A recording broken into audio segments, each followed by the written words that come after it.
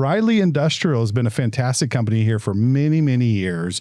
We all know the name, but I don't know if we all know exactly what you all do, Chris. So why don't you shed some light on what you do at Riley Industrial and tell us about some of your operations there. Well, I know everybody driving down San Juan Boulevard sees that big white building, and that's really all you see, and you don't ever know much. So the company was started in 1970 by my grandfather, and then my dad and two uncles were the first three employees. Wow. And they were anywhere from 10 to 14 years old. And they would go out in the mornings before school and shovel sand in Chokecherry Canyon, and then go to school, and then after school go and sandblast. And then as the years went on, they've expanded into different industries of painting and vacuum trucks. And then as that kind of expanded, our work areas really expanded too. And it just grew from there. Mm-hmm. Yeah. So Sonny, have you all met Sonny? That's your grandfather. Yes. Yep. And he's the one that started the company. Yes.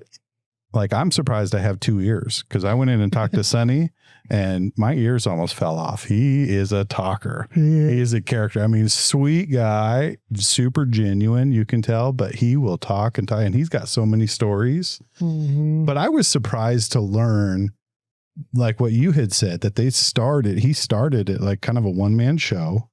Brought, his kids in, which is your father and your uncles, and they just built it from there. So over the years, they've grown it, and it has become a family business to a large degree. You have a lot of family members that work at Riley Industrial. Mm-hmm. And one thing that I learned from Sonny was, like, no one gets a free pass. I mean, correct me if I'm wrong, Chris. Oh, yeah, you're right.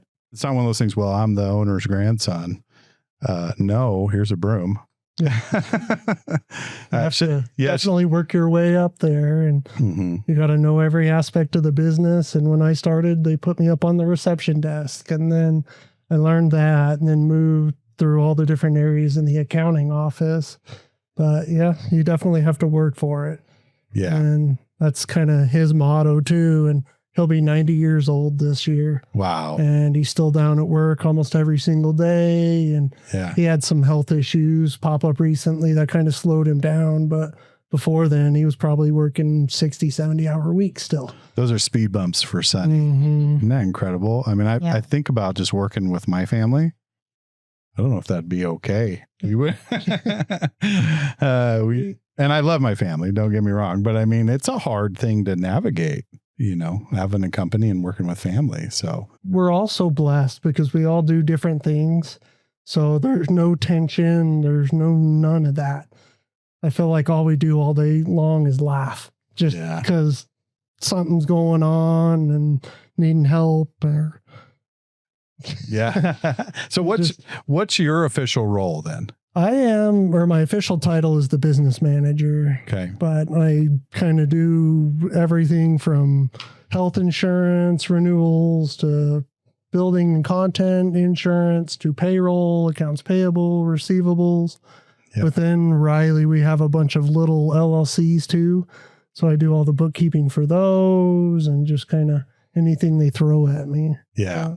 So you're the catch-all then. Yeah.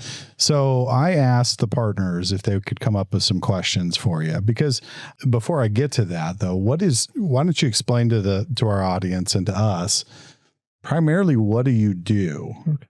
Yeah. As far as Riley Industrial is concerned, I know you wear a lot of hats now, but what is your core competency? It would be abrasive blasting and coating. So we'll coat big water tanks all over the country. Have you guys ever heard of hydro excavation? So we do a lot of that. So they're big semis with pressure washers basically on them.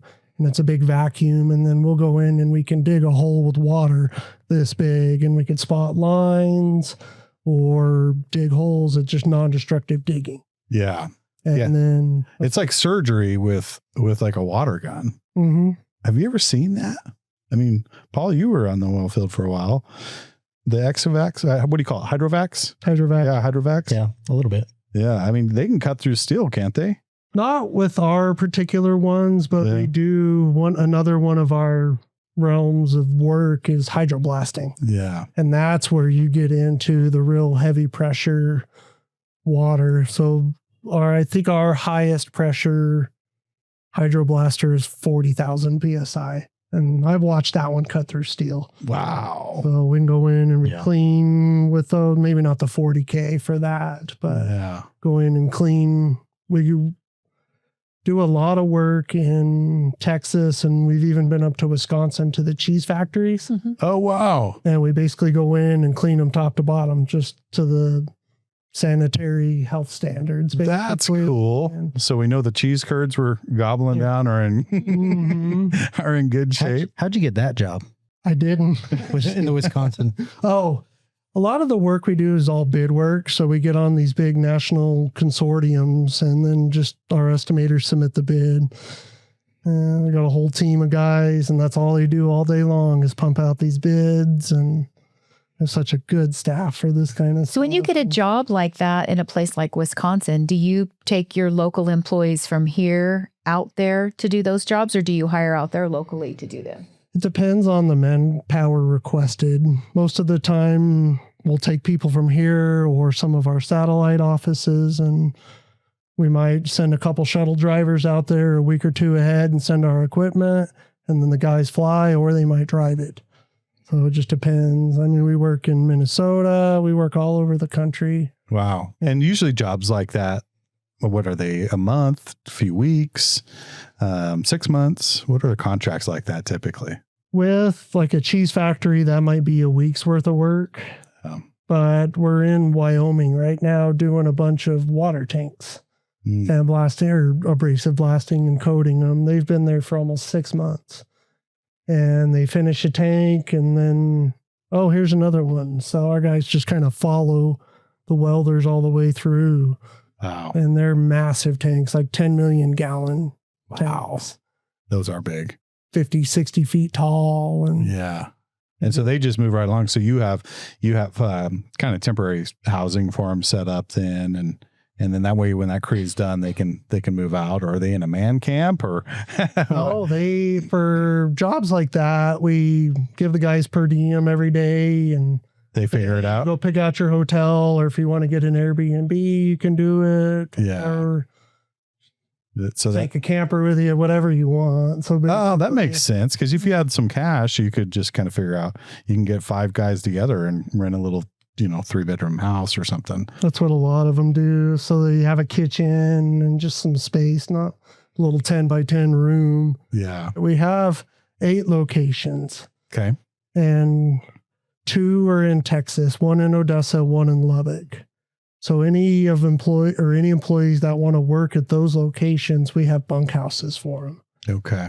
So they can go live there for free. We'll give them the money for food and kind of just a little extra bonus to go work down there. Sure.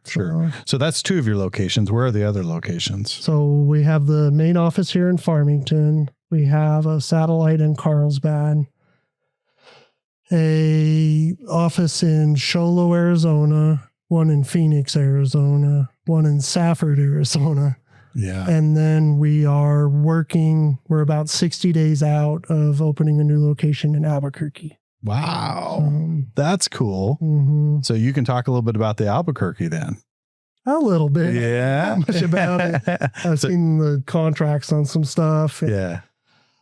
Even though it's not that far from us, a lot of the companies we work for don't want to pay for the mobilization fees. Yeah. So it was smart for us to open a spot there where they don't have to pay for that. And they said, as soon as you get an office open, we'll work you. So yeah. Wow. So that's good. I mean, you guys are just growing. Sounds like. How many employees do you have? Right now we're close to 500. So there's about 250 here in Farmington, and then just kind of split up between the other locations. That's a lot of personalities. Mm-hmm. I mean, I got 3 alone. So yeah. Right.